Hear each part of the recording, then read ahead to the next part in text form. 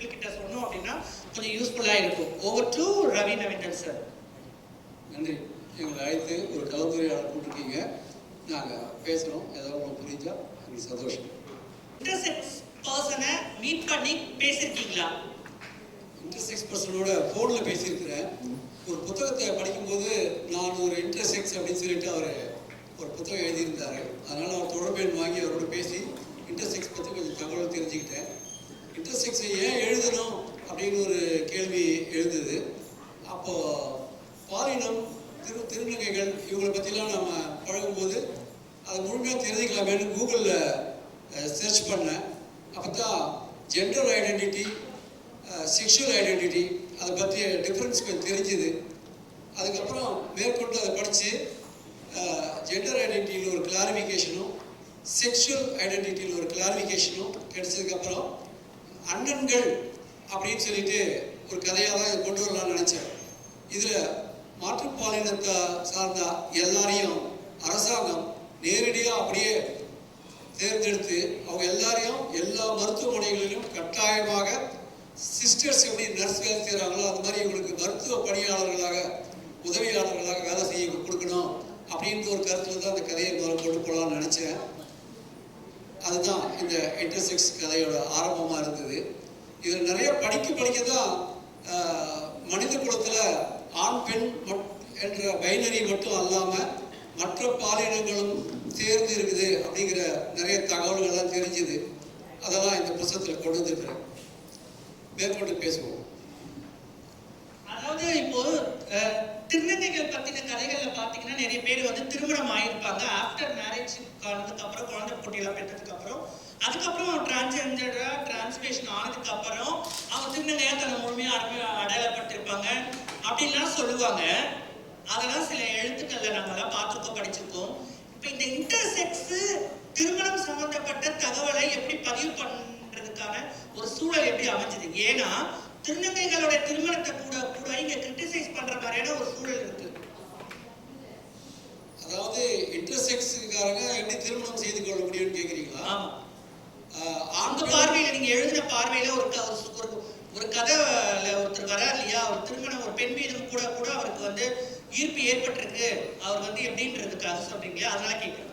அதாவது நான் கொண்டு வந்த அந்த கேரக்டர்ல பைஜெண்டர் அப்படின்னு ஒரு பிரிவு இருக்கு.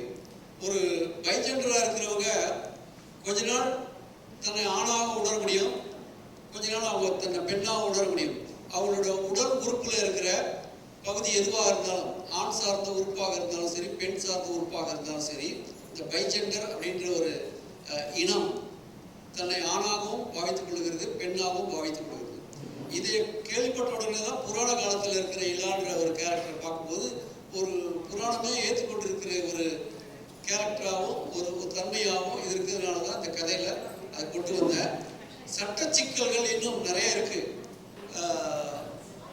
இதெல்லாம் விட இந்த கதையில் முக்கியமாக நம்ம சொல்றது என்னன்னா, ஆண் பெண் அல்லாமல் பிறந்த பிற பிறப்புகள் எல்லாரையும் முதல்ல கவனித்து அவங்களை அரவணைச்சு கொண்டு வர வேண்டிய கட்டாயம் அந்த குடும்பத்தை சார்ந்தவங்களுக்கு தான் இருக்குது. இப்போ இந்த 5 பேருக்கும் பேசும் பொழுது கவனித்ததில் என்ன பார்த்தீங்கன்னா, குடும்பத்தினர்களோட எதிர்ப்பு எல்லா மாற்றுப்பாளையத்தவருக்கும் இருந்தாலுமே அந்த 5 பேருக்குமே வந்து தான் வந்து தன்னை நிலைநிறுத்திக் கொள்ளணுன்ற எண்ணம் வந்தது பார்த்தீங்களா, அதுதான் ரொம்ப முக்கிய காரணியாக இருக்கு அவங்க வெளிவரத்துக்கும் அவங்க சக்ஸஸுக்கும். சட்டம் வந்து ஓரளவுக்கு புரிஞ்சுக்கிட்டு அவங்களுக்கு தெரிஞ்ச வகையில் இவங்களாம் சொன்ன மாதிரி ரெப்ரசன்டேஷனே இல்லாமல் ஒரு சட்டம் கொண்டு வராங்கன்னா அது சார்ந்த ஆளே இல்லாத திருநங்கைகளோ இல்லை மாற்றுப்பாலினத்தோரை பற்றியோ அடிப்படை அறிவு இல்லாதவங்க தான் அந்த சட்டத்தை ஏற்றுறாங்க. அப்போது அந்த சட்டத்தை யார் இயற்றினாலும் அதை நடைமுறைப்படுத்துறது சமுதாயத்தை சார்ந்திருக்குது. சமுதாயத்தில் இருக்கிற யார் அதை எப்படி வந்து அவருக்கு கையாளுறதுன்னு தெரியல. ஸோ இது எப்படி பார்க்குறீங்க? இந்த புத்தகத்தில் இதுக்கான விடைகள் மிக விரிவாகவும் தெளிவாகவும் சொல்லப்பட்டிருக்குது. அதனால் அந்த புத்தகத்தை படித்தாங்கன்னா புரியும் எப்படி வந்து உணர்வு மாறுபடுது, அவங்க ஜெண்டர் ஐடென்டிட்டியில் எப்படி வேரி ஆகிறாங்க அப்படிங்கிறத மனதளவுலையும் ஹார்மோன்ஸ் மூலமாகவும் எப்படி வருதுங்கிறத இந்த கதையில் ரொம்ப சிறப்பாக நிறைய இடங்களில் சொல்லப்பட்டிருக்குது. கண்டிப்பாக இந்த நாவல் அந்த மாதிரி மன மாற்றம் உள்ளவங்களுக்கு பாலின வேறுபாடுகளை உணர்றவங்களுக்கு இந்த புத்தகம் ஒரு வழிகாட்டுதலாக கண்டிப்பாக இருக்கும். எங்களுடைய திருநங்கை சட்டம் கொடுக்கும்போது வந்து அது திருநங்கையர் மற்றும் இடைலிங்கத்தர் இன்டர்செக்ஸ் அப்படின்னு அந்த சட்ட ஷரத்து வந்து தொடங்குது. இப்போ இந்த புது சட்ட அதாவது இந்த மேம்படுத்தப்பட்ட இந்த சோகால்டு அமெண்ட்மெண்ட் ஆக்ட் பற்றி ஏதாவது உள்ள நீங்கள் வச்சுருக்கீங்களா? அதை நீங்கள் உங்களுக்கு புரிதல் இருக்கா? நீங்கள் அதை எந்த லென்ஸோட பார்க்குறீங்க? இந்த புத்தகத்தை முழுமையாக வேற ஏதாவது சொல்லணுமா? சாரி, இந்த புத்தகத்தை முழுமையாக முடிச்சதுக்கு அப்புறம் தான் அந்த அமெண்ட்மெண்ட் வந்தது. பிப்ரவரியில் தான் லேட்டஸ்ட்டாக அந்த அமெண்ட்மெண்ட் வந்தது. அதில் வந்து நான் இந்த புத்தகத்தில் தொட்டுக்கு ஒரு முக்கியமான பாயிண்ட்டை கொண்டு வந்திருக்கிறாங்க. அது என்னன்னா, நிறைய பேர் வந்து மூன்றாம் பாலினம் அப்படின்னு டிரான்ஸ்ஜெண்டர் நினைச்சிடுறாங்க. மூன்றாம் பாலினம்னு ஒன்று இல்லை, மாற்றுப்பாலினம் தான் இருக்குது. ஜெண்டர் ஐடென்டிட்டியில் மாறுபட்டவங்க திருநம்பியாவோ திருநங்கையாவோ மாறுறாங்க. இது ஜெண்டர் ஐடென்டிட்டி, அதாவது பாலினத்தை மாற்றி உணர்ந்து கொள்ளுதல். அது வந்து ஜெண்டர் ஐடென்டிட்டி. பாலின உணர்வு, அதாவது பாலின உறுப்பு, பாலின அடையாள மாறுபாடுன்றது வேற ஒன்று. பாலின இப்போ இருக்கிற எல்லா திருநங்கைகளும் திருநம்பிகளும் பாலின மாற்று ஆட்கள் கிடையாது. பாலின உணர்வு ஜெண்டரில் மாறுபட்டவங்க அப்படிங்கிற ஒரு கிளாரிட்டியை நம்ம ரொம்ப கிளியராக அதை கொண்டு வந்திருக்கிறோம் அந்த கதையில். இதுதான் சட்டத்திலையும் இருக்குது. அதை நடைமுறைப்படுத்துறதுல சில சிக்கல்கள்லாம் இருக்குது. உதாரணமாக இப்போ இருக்கிற பில்ல வந்து நீங்கள் ஒரு டிரான்ஸ்ஜெண்டராக இருந்தீங்கன்னா எங்கே ஆப்ரேட் பண்ணிக்கிட்டீங்க, எந்த சர்டிஃபிகேட் இருக்குது, இனிமேல் வேறு இடங்கள்லாம் நீங்கள் பண்ண முடியாது, சர்டிஃபிகேட் சர்ஜன் மூலமாக வரணுன்ற மாதிரியான சில கட்டுப்பாடுகளை கொண்டு வரும்போது அதுக்கான எதிர்ப்புகள் இருக்குது. ஒரு ஆண் தன்னை தான் ஒரு ஆண் என்று சமூகத்தில் நிரூபிக்க வேண்டிய சட்ட அவசியம் இல்லை. ஒரு பெண் தன்னை பெண் அப்படின்னு சொல்லிக்கிறதுக்கு சட்ட அனுமதி தேவையில்லை. ஆனால் மாற்றுப்பாலினமாக மாறினவர்கள் மட்டும் தன்னை இப்படி காட்டிக்கொள்ள வேண்டியிருக்குது அப்படின்னு சொல்லிட்டு ஒரு குரூப்பில் கேட்குறாங்க. இந்த மாதிரியான சிக்கல்களை சரி பண்ணி இந்த பில் இன்னும் கொஞ்சம் சரியாக வரணும். இந்த பில்லு கொண்டு வந்தவங்களுக்கு ஏற்கனவே சொன்ன மாதிரி ஏற்கனவே நிறைய சட்டங்கள் இந்த மாதிரி மாற்றுப்பாலினத்தை சார்ந்தவங்களுக்கு இருக்குது. அதில் சட்டம் இயற்றினவங்களுக்கே அதை பற்றியான சரியான புரிதல் இல்லாமல் தான் இதுவரையிலுமே சட்டம் இயற்றப்பட்டிருக்கிறது. இப்பொழுது கூட இன்னும் சரியான பாதைக்கு இன்னும் போகலை. அதனால் இந்த பில்லுக்கும் நம்ம எழுதின கதையில் இருக்கிற சில விஷயங்கள் கண்டிப்பாக இன்னும் சரியான ஒரு சட்ட ரீதியான துணை இந்த மாற்றுப்பாலினத்திற்கு வரும் அப்படிங்கிறதுக்கு இந்த புத்தகத்தில் நிறைய இடங்கள் இருக்குது, நிறைய சுட்டிக்காட்டுதல் இருக்குது. இன்னும் ஒரு விஷயம் நான் சொல்ல நினைக்கிறேன், இந்த awareness on sexuality and gender. இப்போ இதுவே வந்து இங்கே இருக்கிற இத்தனை கோடி மக்களுக்கும் தெரியலை. அவங்க தேர்ந்தெடுத்த அந்த நாடாளுமன்ற உறுப்பினர்களுக்கும் அவங்க புரிஞ்சிக்க விரும்பலையா, இல்லை தெரிஞ்சிக்க விரும்பலையா, இல்லை சம்பந்தப்பட்ட மருத்துவர்களையும் சமூக செயல்பாட்டாளர்களையும் அந்த சட்டத்தை டிராஃப்ட் அமெண்ட் பண்ணும்போது உள்ள கொண்டு வரணும் விரும்பலையான்னு தெரியல. நான் பொலிட்டிஷியன் கிடையாது, நான் சமூக சேவகி. அது உள்ள வரல. என்னுடைய ஒரே ஒரு கேள்வி என்னன்னா, வந்து 8 வரைக்கும் எனக்கு எந்த வித்தியாசமும் எனக்கு இன்னும் குழந்தையாக எனக்கு தெரியல. அதுக்கப்புறம் பாகுபடுத்தி பார்க்கும்போது நான் என்ன வித்தியாசமாக உணர்றேன். அதுக்கப்புறம் என்னுடைய பொதுவாக நான் முழுமையாக நான் யார் என்று உலகம் சொல்வது நான் புரிஞ்சுக்கிறேன். அதுக்கப்புறம் என்னோட உடலை நான் திருத்தம் செய்வேன். ஸோ என்னுடைய assigned birth, assigned male, then converted into transgender women, transgender female. So எனக்கு மாற்று இருக்கு. அப்போது என்னுடைய பால் புதுமைகள் கே அவங்க உடலால் எந்த விதமான மாற்றத்துக்கு கூடிய ஆகலை. ஐயா நீங்கள் அழகாக சொன்ன மாதிரி உணர்வு ரீதியான மாற்றம் இருக்குது. ஒரு சிறுவன் இல்லை ஒரு 10 பருவத்தினர் இல்லை ஒரு இளைஞன் வந்து இன்னொரு ஆண் இளைஞர் மீது ஒரு 10 பருவத்தினர் மீது ஈர்ப்பு கொள்ளுதல், காதல் கொள்ளுதல், காமம் கொள்ளுதல் நடக்கிறது. இது எல்லாமே மனம் உணர்வு ரீதியான விஷயம். எங்களுதெல்லாம் திருத்தம் ரொம்ப அழகாக சொன்னீங்க. அந்த ஃப்ரேம் ரொம்ப அழகாக போட்டீங்க, ரொம்ப நல்லா இருந்தது. தெரியுங்க ஐயா, இப்போ நான் ட்ரான்ஸ் இன்டர்செக்ஸ்லையும் நான் படித்ததுனால நான் உணர்கிறேன். இன்டர்செக்ஸ்ன்ற கான்செப்ஷன் உள்ள வெறும் ஜெண்டரை மட்டும் சின்ன ஒரே ஒரு ஆரஞ்சில் ஒரே ஒரு ஸ்லைஸில் மட்டும் சாப்பிட்டுட்டு எனக்கு தெரியும்னு சொல்லாமல் முழு பழமாக அதை பார்க்கணும்னா இன்டர்செக்ஸ் மட்டும் உணர்வு ரீதியான விஷயம் மட்டும் அதில் இல்லை, சவால் மட்டும் அவங்களுக்கு இல்லை, அவங்களுக்கு உடல் ரீதியான சவாலும் சேர்ந்து மெடிக்கல், பயாலஜிக்கல், ஃபார்மசூட்டிக்கல் அந்த பிரச்சனையும் உள்ள இருக்குன்னு அதை மொத்த தொகுப்பு அதை எனக்கு பார்க்கணும். ஒரு சின்ன உதாரணம் சொன்னா, ஒரு சிறு குழந்தை இருக்காங்க, அவங்க அவங்க பேர் வச்சுக்கோங்க. அந்த குழந்தைக்கு பெண் உறுப்பு இருக்கு, ஆனா அதுக்கு மேல ஆண் உறுப்பு இருக்கு. அந்த டாக்டர் சொல்றாங்க அந்த குழந்தை இப்படியோ பெற்றோர்கள் பார்த்து பயந்துடுறாங்க, ஆண் உறுப்பு இருக்கு, அது கீழே பெண் உறுப்பு இருக்கு, அந்த குழந்தை ஆனா பெண்ணா தெரியல. அப்ப டாக்டர் சொல்றாங்க அந்த குழந்தை இப்படியே வளர விடுங்க. அவங்க ஒரு 18 வயசான பிறகு இன்னும் உறுப்புகள்லாம் வளர்ச்சி அடைஞ்ச பிறகு மன ரீதியாக அவங்க மேன்மை கொண்ட பிறகு அதுக்கப்புறமா நம்ம முடிவு எடுத்துக்கலாம் குழந்தையோட கன்சல்டேஷனோட. அப்போ அவங்க 18 வயசும் ஆயிடும், சட்ட ரீதியான அவங்க முடிவெடுக்கிற திறனும் இருக்கும் அப்படின்னு சொல்லிட்டு அதுல வந்து வெறும் உணர்வு ரீதியாக நான் புரிஞ்சுக்கிற ஜெண்டர் மட்டும் இருக்கிறது இல்லை, அதுல எனக்கு பயாலஜிக்கலா இருக்கிற செக்ஷுவல் சேலஞ்சும் அந்த குழந்தைக்கு இருக்கு. அந்த குழந்தை அதையும் சேர்த்து நான் பாத்ரூம் போனா நான் நின்றுட்டு போனா நல்ல வச்சிரும், நான் உட்காந்து போறேன், ஆனா நான் ஆணுடைய உடல்ல இருக்கேன். அப்புறம் மேல் பாத்ரூம் போயிட்டு போக முடியாது, நான் ஃபீமேல் போக முடியாது, எனக்கு மேல் ஆர்கனும் இருக்கு.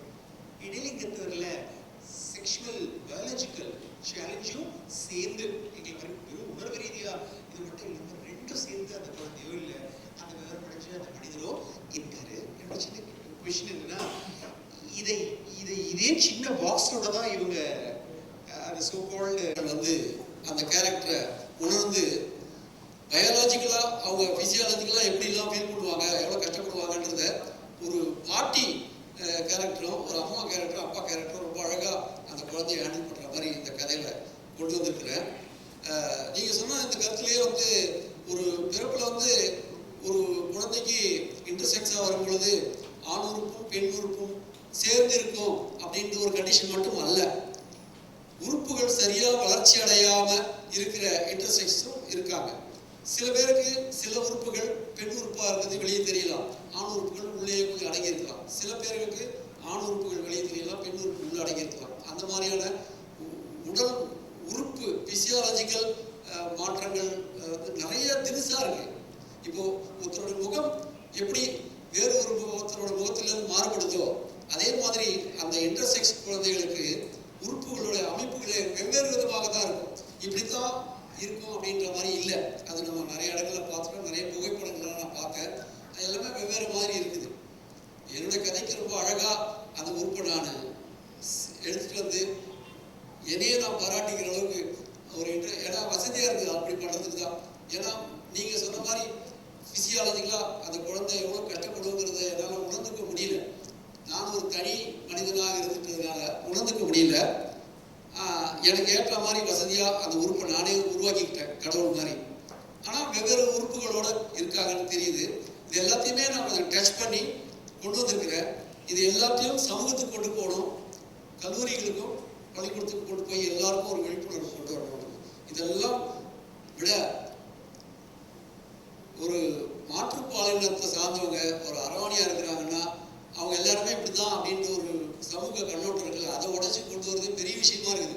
ஸ்வேதா கிட்ட பேசும்போது ஏன் சார் என்னமோ நம்ம பேசிட்டு இருக்கிறோம், இல்லைங்க கொஞ்சம் உலக பார்வையில் நம்ம பார்க்கணும், எல்லா சமூகத்தையும் எல்லா மாற்றுப்பாலினத்திலும் ஒரு குடைகளை கொண்டு வந்து சட்டங்களை ஏற்றி கொண்டு வரணும்னு சொல்லும்போது, சார் நம்ம இங்கே சாக்கடையில் உழந்துட்டு கிடக்கிறோம், நம்மளை சுற்றி இருக்கிறவங்கெல்லாம் கிடைக்கிறான், நான் கொஞ்சம் ஒரு ஆணாக இருக்கிறவங்க கொஞ்சம் இடுப்பை உடைச்சி நடந்தாலே இந்த பாரு அப்படி போகுதுன்னெலாம் சொல்லி கேள்வி பண்ணுறாங்க. இந்த சூழலில் இருக்கிறவங்கள எப்படி மாற்றுறதுங்கிறதுக்கான எழுத்து தான் சார் வேணும்னு என்னை அடிக்கிற மாதிரி சொல்கிறாங்க.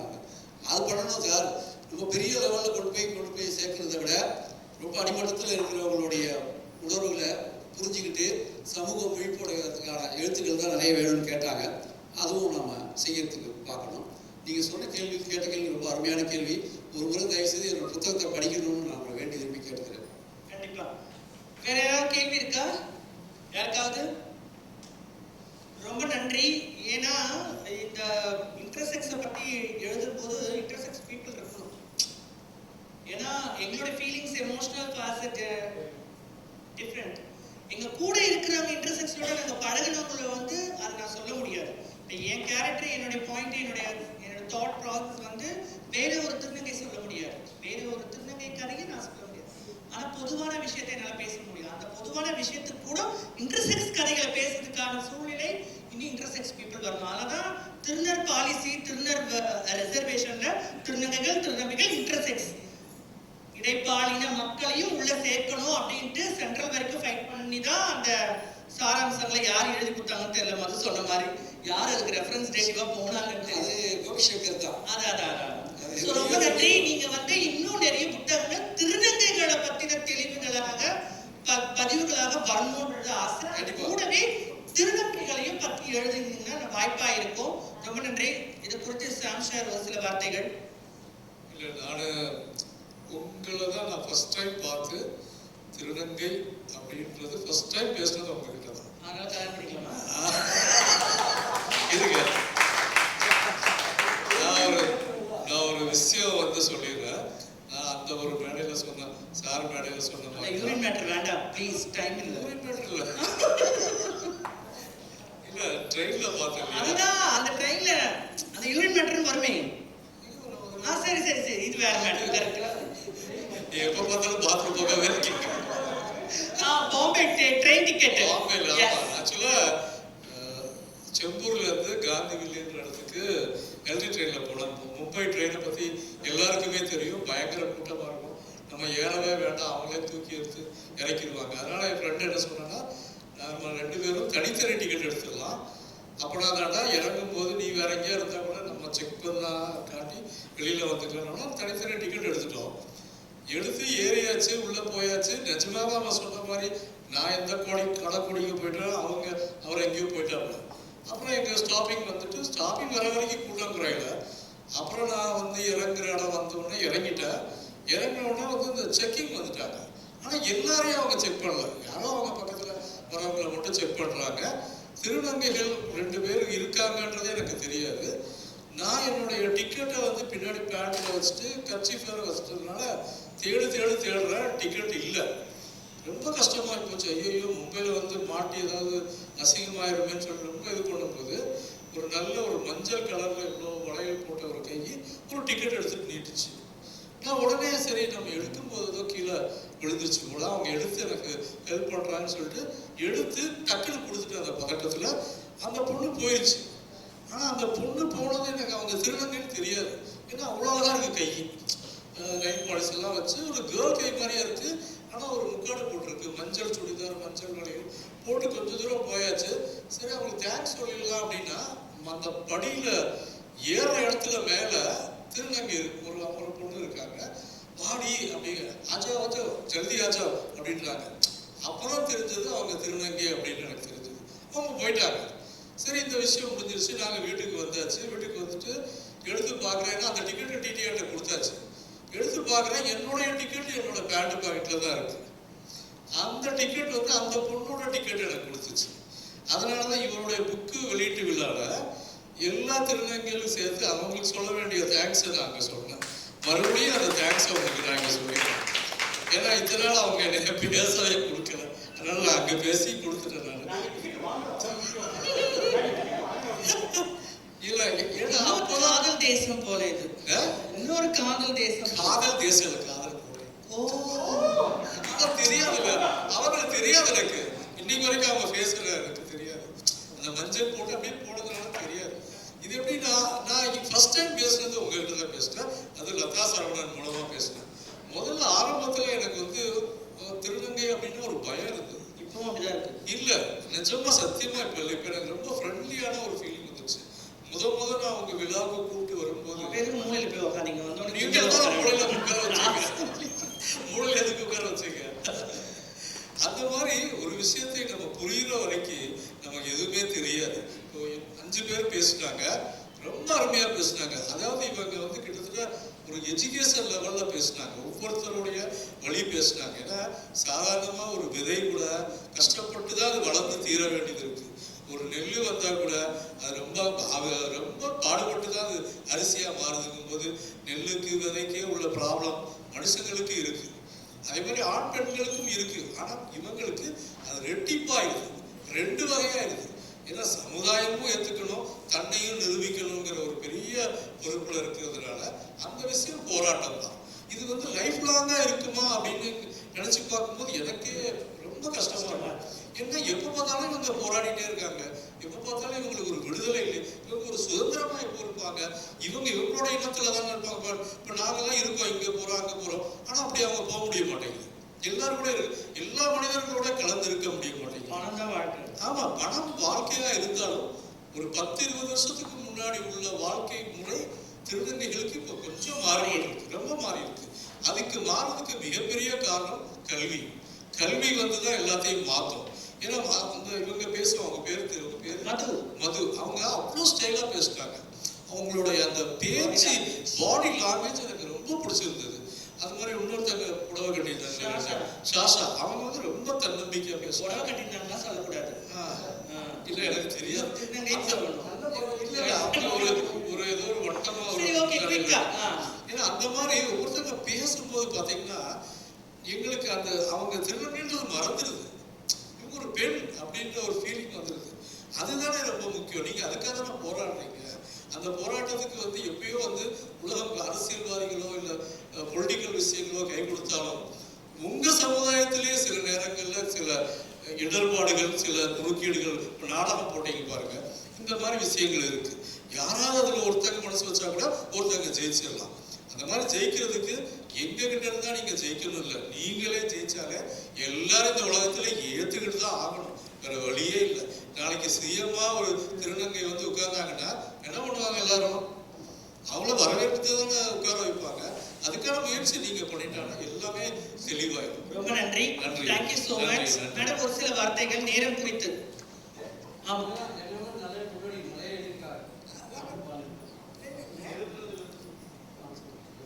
அதாவது அவங்க சொன்னாங்க திருநங்கை திருநங்கையும் திருநங்கையும் எங்களுக்கு ஒரு இதுவே இருக்க மாட்டேங்குது. எப்படி இந்த சமூகம் எங்களை ஏத்துக்க மாட்டேங்குது, இந்த சமூகம் எங்களை ஒரு மாதிரியா நடத்துது. அதுக்கு என்ன காரணம்? நானும் 2 பேர்கிட்ட சொன்னதுல இருந்து, அதாவது இங்க வரேன்னு சொன்னதுல இருந்து நான் யோசிச்சேன். என்னுடைய சின்ன பிள்ளை வாழ்க்கையை பார்த்தோம்னா, சிறு பிள்ளை வாழ்க்கையை பார்த்தா எங்க அப்பா, எங்க தாத்தா, பாட்டி சொன்னதுதான் நாங்க கேட்டோம். அப்போ இந்த மாதிரியான ஒரு இதை கிராமத்துல நான் தான் இருந்தேன். சீர்காழியில இருக்கிறப்போ ஒரு முங்கி கட்டினவங்க இருப்பாங்க, மேல பனியன் போட்டிருப்பாங்க, அந்த ஒரு தாவணி மாதிரி டவலை இழுத்து போட்டுட்டு இருப்பாங்க. எங்க பாட்டி அங்கெல்லாம் போகக்கூடாது, அங்கெல்லாம் போகக்கூடாது, அப்படிதான் சொல்லி வளர்த்தாங்க. அதுக்கப்புறம் நாங்களும் அதெல்லாம் போகக்கூடாது, அவங்க கிட்ட உடுப்புக்காரங்கிட்ட போகக்கூடாது, அவங்கிட்ட போகக்கூடாது, இதெல்லாம் ஒரு பெரிய கட்டுப்பாடு இருந்தது. அப்போ எனக்கு அவ்வளோ அறிவெல்லாம் கிடையாது. கல்யாணம் ஆன பிற்பாடு கூட அறிவு இல்லை. அதுக்கப்புறமா எனக்கு குழந்தைலாம் பிறந்தோடனே நான் என் குழந்தைங்களை மிரட்டுறப்போ அப்போ எனக்கு தோணுச்சு, ஏன் நம்ம பாட்டி சொன்ன மாதிரியே இவங்களெல்லாம் பார்த்து பயப்படணும், இவங்களும் மனுஷங்க மரத்தானே இருக்கிறாங்க அப்படின்னுட்டு. அதற்கு பிறகு நானே என்னைத்தானே நான் யோசிச்சு நான் இது பண்ணி யோசிக்கிறப்போ, எழுதுறப்போ, படிக்கிறப்போ எனக்கு ஒரு புஸ்தகம் கிடைச்சது. வாடாமல்லி, சமுத்திரம் அவர்கள் எழுதினது. அதை படிச்ச பிற்பாடு எனக்கு ரொம்ப கஷ்டமா இருந்தது. இது என்ன இப்படி ஒரு வாழ்க்கை இவங்க வாழ்றாங்க, நான் இவங்களை ஒதுக்கி வச்சிருக்கிறேனா, இவங்களை பார்த்து நான் அசிங்கப்படுறேனா, இவங்களை பார்த்து நான் அருவருப்புப்படுறேனா, என்ன இந்த விஷயம் அப்படின்னுட்டு எனக்கு தோணுச்சு. அதுக்கு அடுத்தது நான் படிச்சது அர்த்தநாரி. அதுவும் படிச்சோன்னே எனக்கு அதுல சில விஷயங்கள் எல்லாம் அவர் எழுதியிருந்தாரு. ரொம்ப கஷ்டமா இருந்தது எனக்கு. அதாவது 2-3 நாட்கள் நான் தூங்கவும் இல்லை. எனக்கு இந்த மாதிரி இவங்களெல்லாம் பார்க்குறப்ப எனக்கு உடனே அதுதான் என் மைண்டில் வந்துகிட்டு இருந்தது. இப்போ பழனி பாரதி எழுதின ஒரு கவிதையை படிக்கிறப்ப எனக்கு யாழிக்குள்ள இருக்கிற அந்த கல் உருண்டை எனக்கு ஞாபகம் வந்த மாதிரி நான் அந்த கதைகளை படிக்கிறப்ப எனக்கு உடனே அவங்க பட்ட கஷ்டமெல்லாம் எனக்கு ஞாபகம் நான் ரொம்ப கஷ்டப்பட்டேன். நான் ரொம்ப எமோஷனல் டைப். நான் அழுதுனேன் உடனே. அதுக்கு பிறகு நான் இவங்களுக்காக நம்ம படிக்கணும், சொல்லணும், என்னதான் செய்யறாங்க பார்க்கணும். ஹைதராபாத்ல ஒரு 20 இயர்ஸ் இருந்தப்போ அங்க உங்களுடைய வாழ்க்கை முறையே வேற. ஒரு வீட்டுல குழந்தை பிறந்ததுன்னா கிரகப்பிரவேசம் தான் இவங்க தான் முதல்ல ஆசீர்வாதம் பண்ணுவாங்க. அதே நானே லீவ்ல சென்னைக்கு இங்க வந்தேன்னாக்கா ஒரு திருநங்கை கிட்ட போய் எப்படிமா இருக்கிறீங்கன்னு கேட்டா என் பக்கத்துல ஏன் இன்னும் நீ அவங்ககிட்ட பேசிட்டு இழுத்துட்டு போயிடுறாங்க. ஸோ இதுவே எனக்கு ரொம்ப குழப்பமா இருந்தது. ஸோ நான் என்ன நானே நான் சரி பண்ணிக்கணும், என்ன நான் யோசிக்கணும்னு நினைக்கிறப்போ, உங்களெல்லாம் பத்தி யோசிக்கிறப்போ ஒரு அதாவது ஒவ்வொன்றா நான் யோசிச்சுட்டு வந்தேன். அன்னைக்கு என்ன ரொம்ப கஷ்டப்படுத்தின ஒரு நியூஸ் இருந்தது. கொஞ்ச காலத்துக்கு முன்னால ஒரு டிவி ஆர்டிஸ்ட் ரொம்ப அழகா இருப்பாரு, சிகப்பா இருப்பாரு, ஹேண்ட்ஸமா இருப்பாரு. அவரோட நடிப்பு எனக்கு ரொம்ப பிடிக்கும். அவர் திடீர்னு தற்கொலை பண்ணிக்கிட்டு இறந்து போயிட்டாரு. அப்போ அவருடைய இது என்னங்கிறப்போ ஒரு லெட்டர் ஒன்று இருந்தது, அவர் எழுதின லெட்டர். அதில் அவர் இன்டர்செக்ஷன் எழுதியிருந்தாரு. ஆனால் இமீடியட்டாக அது 1 வீக் ஒரு கொஞ்சம்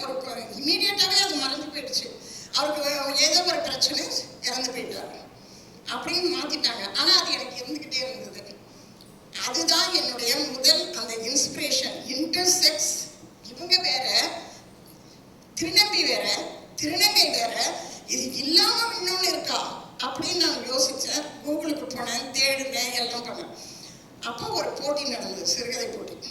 அதில் நான் அந்த இன்டர்செக்ஸை வச்சு தான் ஒரு கதை எழுதினேன். அதை எழுதின பிற்பாடு அது பரிசு வாங்கிச்சுன்னு வச்சுக்கோங்க. ஆனால் அதுக்கப்புறம் நான் அதை 1500 வார்த்தைக்குள்ள தான் முடிக்கணும். அதுதான் நிபந்தனை. ஸோ நான் அதுக்கு எவ்வளோ கஷ்டப்படணுமோ பட்டுக்கிட்டு பண்ணிட்டேன், பரிசும் வாங்கிட்டேன். அதற்கு பிறகு தான் சார் இல்லாமல் ஒரு புத்தகத்தை கொடுத்தாரு. அப்போ நான் நினச்சேன், இதுக்கு முன்னால நம்ம எழுதிட்டோம். அதாவது இன்டர்செக்ஸை பற்றி எழுதின ஒரே ஒரு பெண்மணி நான் சொல்லிக்கலாம். அதாவது சிறுகதையாக, இப்போ வேறு நாவல் எழுதிக்கலாம் யாராவது, அதை பற்றி எனக்கு தெரியாது. ஒரு சிறுகதையாக 23, 24 நடந்த கேலக்ஸி உலகளாவிய சிறுகதை போட்டியில் நான் ஜெயித்தேன். அதற்கு பிறகு நான் யோசிச்சுட்டே இருந்தேன், என்னன்னு இவருடைய இலாவை படித்தோடனே இன்னும் நிறைய விஷயங்கள் தெரிஞ்சுது. அப்போ நானும் அந்த இன்டர்செக்ஸ் கதையை நான் எழுதும் போதே நானும் என்னுடைய இன்னொரு எழுத்தாளர் தோழியும் சேர்ந்து இதை எப்படியாவது ஒரு 2-3 டாக்டர்கிட்ட போய் கேட்டு நம்ம இந்த இன்டர்செக்ஸ் கதையை பற்றி நம்ம ஒரு பெரிய நாவல் எழுதணும்னு நினச்சிக்கிட்டு இருந்தோம். ஆனால் அதுக்குள்ளே நாங்கள் எழுதலை, அப்படி அப்படியே போயிடுச்சு. அப்புறம் இவர் எழுதணும்னா எங்களுக்கு ரொம்ப கஷ்டமாயிடுச்சு. ஆனால் உண்மையிலேயே என்னடா இது, நம்ம எழுதணும்னு நினச்சதை போல இவர் எழுதி முடிச்சுட்டாரே அப்படின்னு. ஆனால் இன்னும் எங்களுக்குள்ளே இருக்கு. இவருடைய கதையை நாங்கள் பக்கம் பக்கமாக வார்த்தையாக பிச்சு பிணைஞ்சு எடுத்துருக்கிறோம். நாங்கள் இதில் என்னென்னலாம் இவர் தப்பு பண்ணியிருக்கிறாருன்னு ஒரு எழுத்தாளராகவும், என்னென்னலாம் நிறைய கொடுத்துருக்கிறாருன்னு ஒரு எழுத்தாளராகவும், பாராட்டுதலாகவும் குட்டுதலாகவும் நிறைய விஷயங்கள். ஆனால் பாராட்டுதல் மாத்திரம் நான் அவர்கிட்ட சொல்லிட்டேன். ஏன்னா அவரே சொன்னார், நான் இப்போ தான் எழுத வந்திருக்கேன், 3 வருஷம் தான் ஆகுதுன்னுட்டு. நான் கொஞ்சம் நாள் ஆயிடுச்சு, ஒரு 10 இயர்ஸாக எழுதிக்கிட்டு இருக்கேன். ஒரு 45 நாவல்கள் எழுதியிருக்கேன், 9 சரித்திர நாவல்கள் எழுதியிருக்கேன், கிட்டத்தட்ட 450 சிறுகதைகள் எழுதியிருக்கேன். ஒரு 7 சிறுகதைகள் தொகுப்பு போட்டிருக்கேன். அதனால நானே நினச்சிக்கிறேன், சரி பரவாயில்ல பாவம் அப்படின்னு விட்டுட்டேன். நான் ரொம்ப ரொம்ப ரொம்ப ரொம்ப கரெக்டாக சொன்னீங்க. நாங்கள் 30 பேர் திருநங்கைகள் தேர்ந்தெடுத்து வச்சிருக்கிறோம். ஆகஸ்ட் முதல் வாரம் 3 நாள் திருநர்கள் அவங்களுடைய சுயசரியதையை எழுத போறாங்க. என்னுடைய நங்கை பப்ளிகேஷன் வெளியிட போறோம். நாங்கள் அதுக்கு பிளான் பண்ணிட்டு இருக்கிறோம். அப்போ நான் 3 நாள் பயிலிறங்க உங்களை மாதிரி இருக்கிற ஜாம்பவான்கள் கூப்பிட்டு வகுப்பு எடுக்கிறதுக்கு அழைக்க போறேன். கண்டிப்பா நீங்க அதுக்கு வரணும். உங்க நம்பர் நான் எடுத்துக்கிறேன். ஏன்னா எதுக்கு அதுனா, இப்போ என்னுடைய ஸ்டோரி அவங்களோட ஸ்டோரிலாம் சொல்றது போது அந்த நீங்க சொன்னீங்க இல்லையா, அவருடைய கதையை நாங்கள் படித்தோம், பிரித்து மேய்ஞ்சிட்டேன், அதில் பாசிட்டிவ் இருக்கு நெகட்டிவ் இருக்கு, ஒரு எழுத்தாளராகவும் நான் சொல்ல முடியும் அப்படின்னீங்களா, அது அந்த கதைகளில் வரணும் அப்படின்றதுக்காக. இன்னொரு விஷயம் நீங்க சொன்னீங்க, ஒரு பயிலரங்கத்துல சொல்ற அளவுக்கு எனக்கு தெரியுமான்னு தெரியாது. ஆனா நான் உணர்ந்தவைகளை, நான் என்னை எது பாதித்ததோ, எது எனக்கு மிகவும் கஷ்டத்தை கொடுத்ததோ, நான் எதை உணர்ந்தேனோ அதை நான் கண்டிப்பா முன்னால வைப்பேன். அதே மாதிரி இன்னொரு விஷயம் என்னன்னாக்கா, ஒவ்வொரு திருநங்கைக்கும் அவங்க சொன்னாங்க பார்த்தீங்களா, அந்த 5 பேர், அதுலயே 5 கதைகள் இல்லை, 50 கதைகள் இருக்கு. இப்ப இவர் சொன்ன கதையை நான் எழுதிட்டேன் ஆல்ரெடி. மஞ்சள் வளையணிந்த கரம் அப்படின்னு இருக்கு, அது அனுப்பல. அதாவது அது கொஞ்சம் எடிட் பண்ணி மூலத்துக்கு அனுப்பலாம், ஒரு பக்க கதை. சரி, ரொம்ப நன்றி. இந்த இலாவுக்கு இன்னும் பயனடையட்டும். ஆங்கிலத்துல வெளிவரதுக்கான சப்போர்ட்டை நீங்க பண்ணுங்க. கண்டிப்பா அடுத்த தளத்துல இந்த இன்டர்செக்ஸ் பத்தின புக்கு வரும்போது இன்டர்செக்ஸ் பீப்புளுக்கு நீங்களும் அந்த கௌரி சங்கரை வர வச்சுன்னா நல்லா இருக்கும். கௌரி சங்கர்